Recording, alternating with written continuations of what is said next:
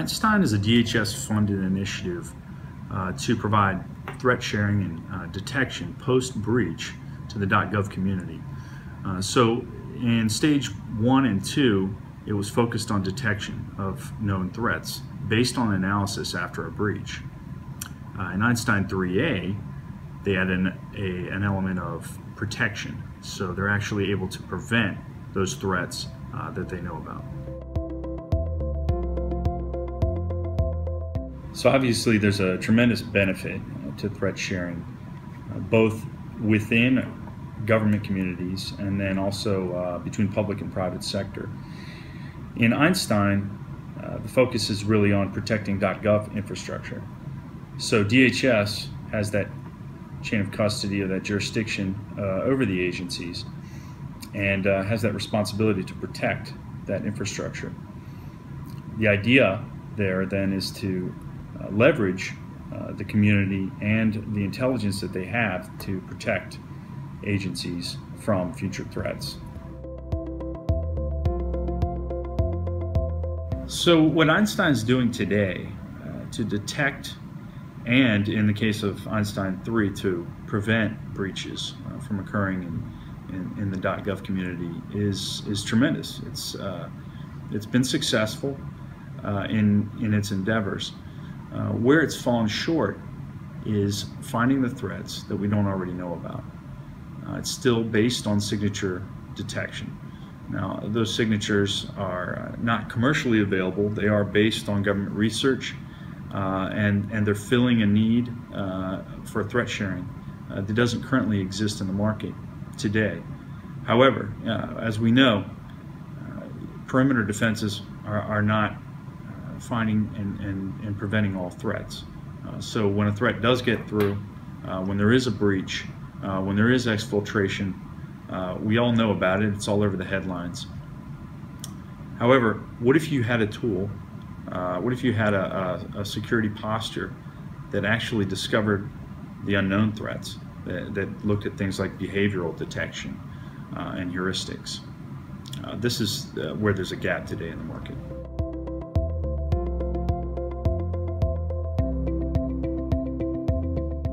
So where HawkEye G fills the gap is that we take a very unique approach. We use a combination of endpoint and network detection in real time, employing heuristics or behavioral patterns that the attacker leaves behind. We call this breadcrumbs or digital exhaust. And we combine that with signature detection and third-party verification. We pull in other threat feeds from other providers. We can even pull in your own customizable signatures or indicators of compromise. And essentially then we're able to verify in real time from these perimeter tools, did this threat land on the host? Has it infected it? Is the process executing? Is it beaconing out? With a very high degree of confidence. At that point, we can then employ real-time remediation. So in seconds, we can remove the threat in a surgical manner that doesn't impede the employee's workflow. So essentially, we're able to then add to EINSTEIN and serve as a complement to many of these perimeter tools that are out there.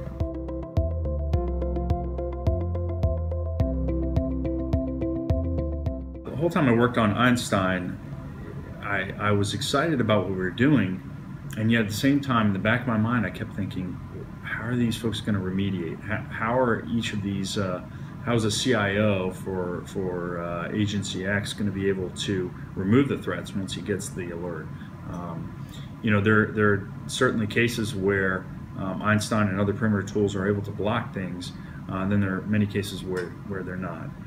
As I said, in the case of unknown threats, where HawkEye G complements is that we're looking at all those heuristics and behavioral patterns on the endpoint. So we provide a level of visibility that just isn't available when traffic is moving across the network in transit. So the visibility, the verification that the threat landed on the host, and then that removal, like I said, automated based on policy or with one click after some investigation and triage is done. It really is providing that next step in the kill chain and addressing it there. So together you have a more complete picture, and you have a more complete security, active security defense architecture.